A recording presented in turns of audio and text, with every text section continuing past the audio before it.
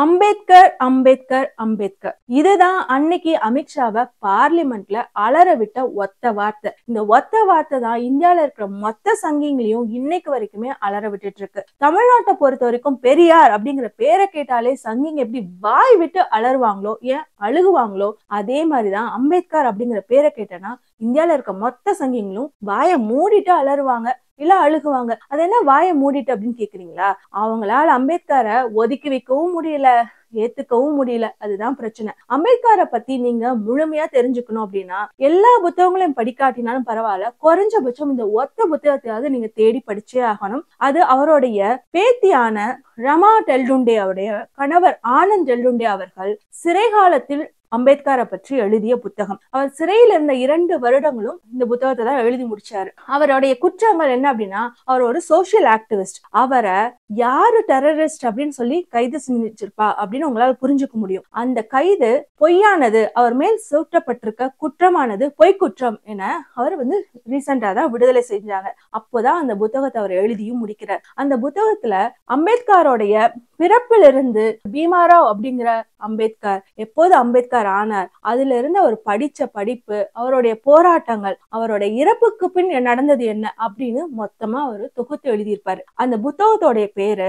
ஐகனாக்ளாஸ்ட், அதாவது a reflection biography of doctor Baba Sahib Ambedkar. அந்த புத்தகத்தை நீங்க கண்டிப்பா வாங்கி படிங்க, உங்களுக்கு நிறைய விஷயங்கள் தெரிய வரும். இந்த புக்கோட டைட்டில் ஐகனாக்ளாஸ்ட் அப்படின்னா என்ன அப்படின்னா, a breaking of established rules, இல்லனா டிஸ்ட்ரக்ஷன் ஆஃப் அக்செப்டட் பிலீஃப்ஸ் அப்படின்னு சொல்றாங்க.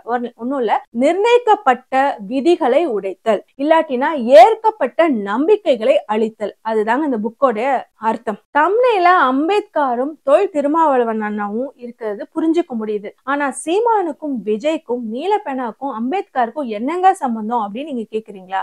ஆமாம், அவருக்கு சம்பந்தமே இல்லதான். முக்கியமா சிவன் நாடாருடைய பொண்ணு ரோஷினி நாடார் தன்னுடைய புத்தகத்துல சாதி பேரை தான் ஏன் பெருமையா போடுறேன்னு எழுதியிருக்கிறாங்க, அதை வாங்கி படிங்க, நீங்களும் சாதி பேரை போட்டுக்கோங்க அப்படின்னு சொன்ன சீமானுக்கும் அம்பேத்கருக்கும் என்னங்க சம்பந்தம்? அது மட்டும் இல்லாமல் ஹிட்லர் எழுதியது எல்லாமே எனக்காக தான் எழுதியிருக்கிறான் அப்படின்னு பேசிட்டு இருக்க சீமான் என்னைக்காவது அம்பேத்கர் ஹிட்லரை பத்தி என்ன பேசியிருக்காருன்னு தெரியுமா? ஹிட்லரை பத்தின ஒப்பீனியன் அம்பேத்கர் என்ன வச்சிருந்தாரு, தன்னோட டாக்குமெண்ட்ரியில புத்தகங்களை என்னவா எழுதினாருன்னு சீமானுக்கு தெரியுமா? இப்போ சீமான் ஹிட்லரை ஏற்கிறாரா, அம்பேத்கரை ஏற்கிறாரா? ஏப்ரல் 14 அம்பேத்கர் பிறந்த நாள் அன்று வெக்கமான சூடு சொரணையே இல்லாம அம்பேத்கருக்கு எப்படிடா கொடி ஏத்தி உங்களால கொண்டாட முடியுது?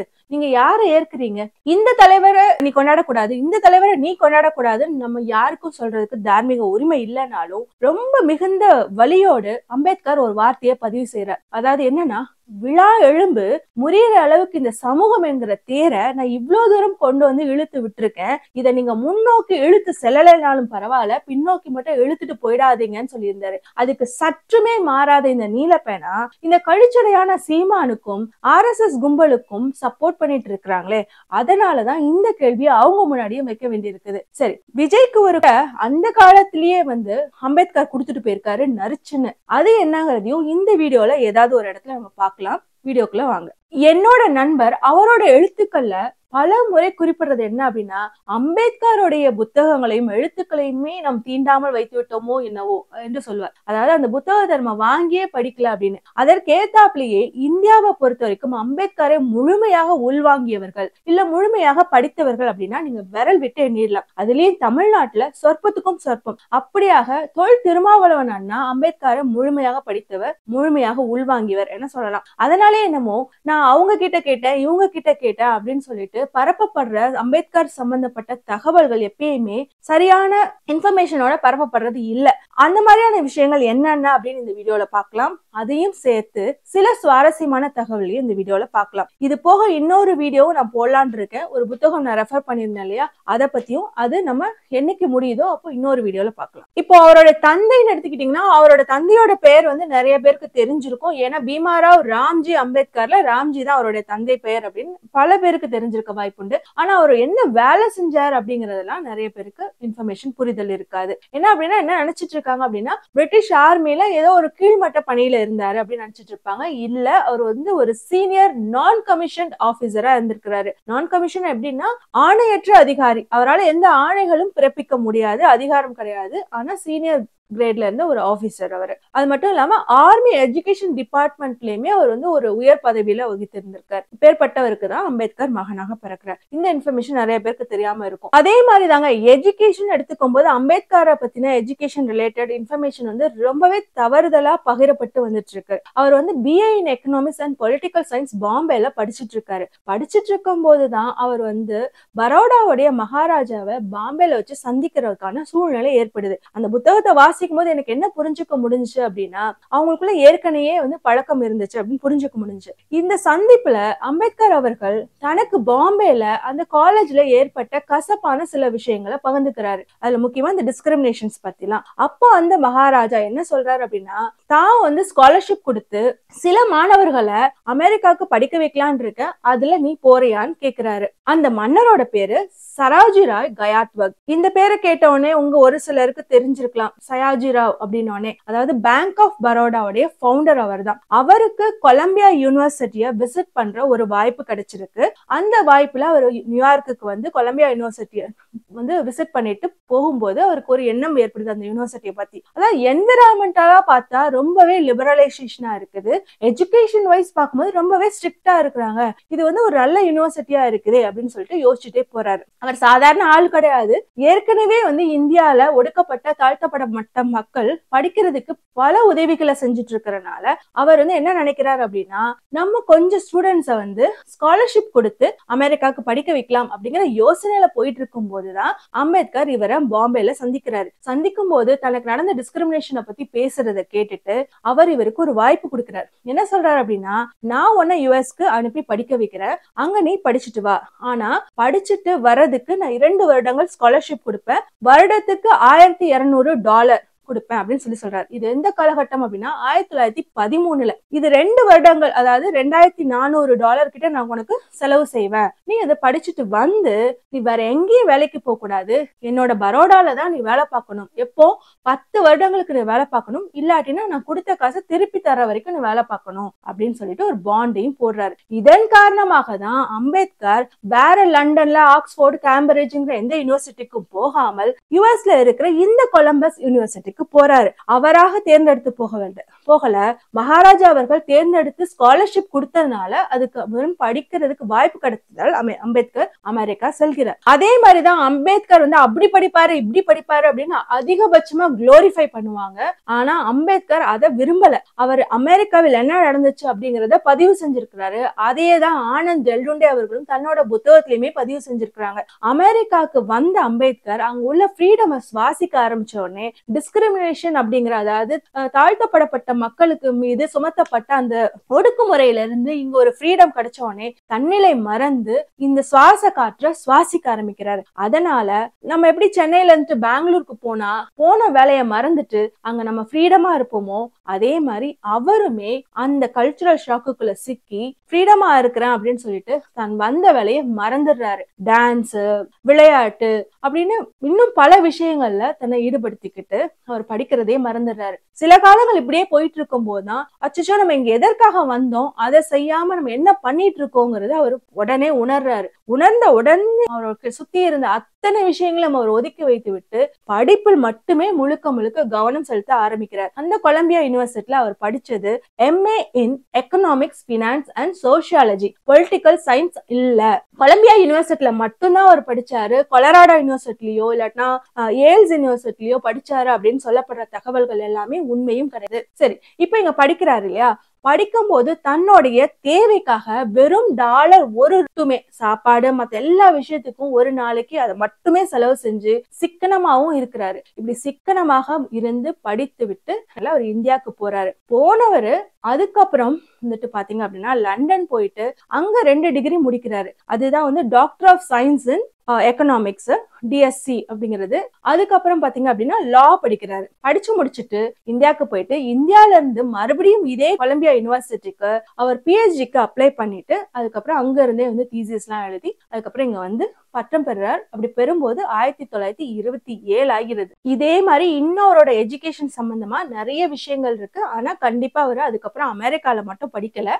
கொலராடோ யூனிவர்சிட்டியோ இல்ல ஏல்ஸ் யூனிவர்சிட்டியோ இல்ல கொலராடோ மாகாணத்திலயோ அவர் படிக்கல. அதை ஞாபகம் வச்சுக்கோங்க. இப்ப நம்ம வேற சில சுவாரஸ்யமான தகவலுக்குள்ள போலாம். அன்றே விஜயின் தலையில் கொட்டிய அம்பேத்கர் அப்படிங்கிற டைட்டில் கீழே பேசலாமா? ஏன் அப்படின்னா, நான் கடவுளிடமோ எந்த நம்பிக்கையிடமோ எனது மக்களை விட்டு விட்டு செல்ல மாட்டேன் அப்படின்னு அம்பேத்கர் சொன்னாரு. அதுக்கு இன்னும் ஒரு படி மேல போய் பெரியார் என்ன செஞ்சாருன்னா, கடவுள் இல்லை, கடவுள் இல்லை, கடவுள் இல்லவே இல்லை அப்படின்னு தன்னோட சிலைக்கிலேயே எழுதி வச்சுட்டு போனாரு. ஏன் அப்படின்னா, வெறுமனே இப்படி சொல்லிட்டு போனாலாம் அவங்க மதிக்க மாட்டானுங்க, நம்மள சிலையாக்கி மாலையை போட்டு சாமி ஆக்கிடுவாங்க அப்படின்னு புரிஞ்சவரு இப்படி எழுதி வச்சுட்டு போனாதான் நம்ம சாமி ஆக மாட்டோம் அப்படின்னு புரிஞ்சு செஞ்சாரு. அதை செய்யாததுனாலயோ என்னவோ அம்பேத்கருக்கு நேத்து விஜய் என்ன பண்ணாரு, ஷூட்டிங்க முடிச்சுட்டு வர வழியில ஒரு மாலையை வாங்கி போட்டு பூவை போட்டுட்டு சாமியை கும்பிட்டுட்டு போயிட்டாரு. ஆனா அம்பேத்கர் விரும்பினது என்ன தெரியுமா? என்ன தயவு செய்து கும்பிடாதீங்க, வர்ஷிப் பண்ணாதீங்க, என்ன கடவுள் ஆக்காதீங்க, எனக்கு வேண்டியது தொண்டர்களும் சிந்தனையாளர்களும் என் கொள்கையை பரப்பக்கூடியவர்கள் தான் அப்படின்னு சொல்லி சொன்னாரு. உன்னோட கொள்கை தலைவன் அம்பேத்கர்னா அவரோட கொள்கையில நீ பரப்பி இருக்கணும். எத்தனையோ மீட்டிங் போட்டு டிஎம்கேவை வந்து கேள்வி கேட்க தெரிஞ்சவனுக்கு நேத்து எத்தனை மீட்டிங் வந்து உன்னோட தொகுதியை சார்ந்தவர்கள் உன் கட்சியை சார்ந்தவர்கள் போட்டாங்க, பேசினாங்க, கொள்கையை பரப்புனாங்க. திமுகவை எடுத்துக்கிட்டீங்க அப்படின்னா அந்தந்த தொகுதியில உள்ள நிர்வாகிகள் நேத்து வந்து பாத்தீங்கன்னா நிறைய கொண்டாட்டங்கள் செய்தாங்க. ஆடல் பாடல் நிகழ்ச்சி, அதுக்கப்புறம் பேச்சு போட்டி, அந்த மாதிரி அம்பேத்கரோடைய கொள்கைகளை கொண்டு போவதற்கான முயற்சியில இறங்கி இருந்தாங்க. பெரியாரிஸ்டுகளும் அவங்கவுங்களுக்கு முடிஞ்ச அளவுக்கு அவங்கவுங்க இருக்கிற தொகுதிகள்ல வந்து பாத்தீங்கன்னா அவங்கவுங்க அமைப்புகள் இருக்கிற தொகுதிகளை பாத்தீங்க அப்படின்னா நிறைய வந்து இந்த மாதிரியான பேச்சு போட்டிகள் எல்லாம் நடத்தினாங்க. அவங்களுமே நிறைய பேசினாங்க அம்பேத்கரை பத்தி. விசிகாவில பிரம்மாண்டமாவே இந்த நிகழ்வை கொண்டு போனாங்க. ரொம்ப ரொம்ப வந்து போட்டோஸ் வீடியோஸ் எல்லாமே வந்து ஷேர் ஆயிருந்துச்சு. நீங்க என்ன பண்ணீங்க? கொள்கை தலைவர் அப்படின்னு சொல்லி சொல்றீங்க. நேத்து கொள்கையை பரப்புறதுக்கு உங்க கட்சியில இருந்து எத்தனை கூட்டங்கள் நடைபெறப்பட்டது? எங்கெல்லாம் போய் பேசுனீங்க? வெறுமனா கொடியேத்தி கொண்டாடிட்டு இருக்கிறாரு சீமா. நீங்க என்னன்னா மாலையை போட்டு பூவை போட்டுட்டு கிளம்பி என்னோட கடமை முடிஞ்சிச்சுன்னு போயிட்டு இருக்கீங்க. இதுதான் உங்களுடைய கொள்கை தலைவருக்கு நீங்க செய்யற தொண்டா? அவருடைய கொள்கைகளை பரப்புற விதமா? எந்த கடவுளிடமும் எந்த நம்பிக்கையிடமும் எனது மக்களை விட்டு விட்டு செல்ல மாட்டேன் அப்படின்னு சொன்ன அம்பேத்கர் ஏன் புத்த மதத்துல போய் சேர்ந்தாரு? ஏன் 5 லட்சம் மக்களையும் கூட்டிட்டு போய் புத்த மதத்துல சேர்த்தாரு அப்படிங்கிற கேள்வி இதனை ஒட்டியே உங்களுக்கு வரலாம். மனுஸ்மிருதி, சனாதானம், இந்த யாகங்கள், புராண குப்பை, புழுகு மூட்டைகள்னு அவர் மக்கள் கிட்ட சொல்லிக்கிட்டே இருந்தாரு. ஆனா அவங்க மக்களுக்கு அந்த புரிதல் வரவே இல்லை. அவங்களுக்கு கோயிலுக்குள்ள போகணுங்கிற எண்ணம் அதிகமாகவே இருந்துச்சு. அப்போ புத்த மதத்துலதான் வந்து பகுத்தறிவும் அறிவும் அனுபவமும் சமூக நீதியும் இருக்கிறத உணர்ந்தவரு நம்ம சொல்லிதான் கேட்கல, ஆனா புத்த மதத்தை இவங்க கிட்ட கொண்டு போனா குறைஞ்சபட்சம் இந்த தாழ்த்தப்படப்பட்ட மக்களுக்கு விடுதலையாவது கிடைக்கும், விடுதலைக்கு வழிவகுக்கும் அப்படிங்கிற முடிவுலதான் அவர் புத்த மதத்தை தழுவணும்னு நினைச்சதும் அந்த 5 லட்சம் மக்களை கூட்டிட்டு போய் புத்த மதத்துல சேர்த்ததும். 1956 அக்டோபர் மாசம் புத்த மதம் தழுவிய அம்பேத்கர் அந்த வருடத்திலேயே டிசம்பர் மாசம் மரணித்தும் போனாரு. காந்தி அம்பேத்கர் அப்படிங்கிற தலைப்பு கீழே காந்திக்கும் அம்பேத்கருக்கும் இருந்த முரணும் அதுக்கப்புறம் அவங்களுக்குள்ள ஏற்பட்ட நட்பும் பத்தி பார்க்கலாம். அதாவது வாட்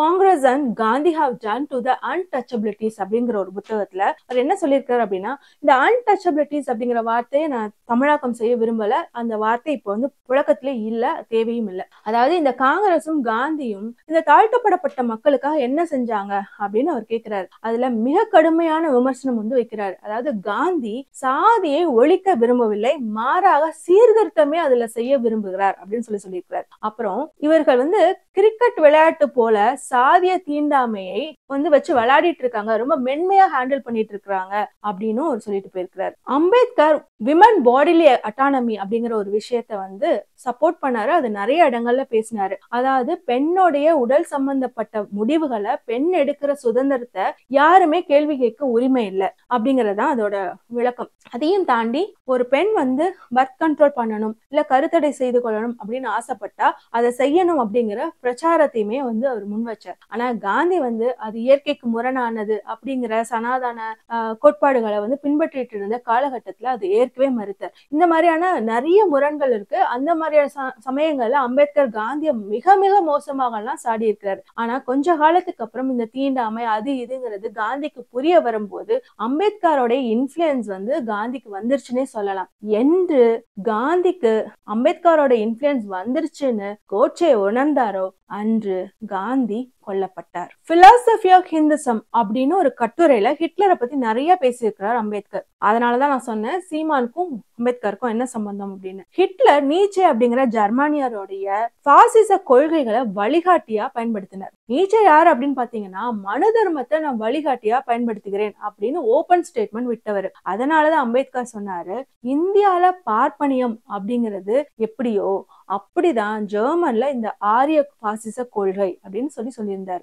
எத்தனை பேருக்கு ஹிட்லரோடைய கான்சென்ட்ரேஷன் கேம்ப பத்தி தெரிஞ்சிருக்கும்னு தெரியல. உடல் கூராய்வு, அதாவது பாடி ரிசர்ச் பண்ற அந்த கேம்ப பத்தி அம்பேத்கர் குறிப்பிடும் போது என்ன சொல்றாரு அப்படின்னா, ஹிட்லர் மட்டும் இந்தியால இருந்திருந்தா இந்த சனாதானம் அவருக்கு ரொம்பவே உதவி செஞ்சிருக்கும். அவர் கஷ்டப்பட்டு அந்த மக்களை புடிச்சு அதுக்கப்புறம் அந்த கேம்புக்கு கொண்டு போய் டார்ச்சர் பண்ணி அவங்க உடலை கூராய்வு செஞ்சாங்க, ரெண்டா பிரிச்சு. ஆனா இந்தியாவை பொறுத்த வரைக்கும் இந்த சாதிக்காரன் இல்லைன்னா இதை நீ செஞ்சே ஆகணும்னு சொல்லியிருந்தா சனாதானத்துக்கு பயந்து மக்களே அதை செஞ்சிருப்பாங்க, விருப்பப்பட்டே செஞ்சிருப்பாங்க அப்படிங்கிற அளவுக்கு அவர் அந்த கட்டுரையை நீட்சியாக ஏதோ ஒரு சில இடங்கள்ல பேசினதா சொல்லப்படுது. விழா எழும்பு நோக இந்த சமூகம் என்கிற தேரை இவ்வளவு தூரம் நான் கொண்டு நிறுத்திட்டேன், இதை நீங்க முன்னோக்கி இழுத்து செல்லலைனாலும் பரவாயில்ல, பின்னோக்கி மட்டும் இழுத்துட்டு போயிடாதீங்கன்னு அம்பேத்கர் சொன்னார். அதுக்கு சற்றும் குறைவில்லாமல் இன்னைக்கு பல தலைவர்கள் அம்பேத்கரை கொண்டாடுறாங்கிற பேர்ல அவர் என்ன செய்யக்கூடாதுன்னு வேண்டி கேட்டுக்கிட்டாரோ அதை செஞ்சிட்டு இருக்கிறாங்க.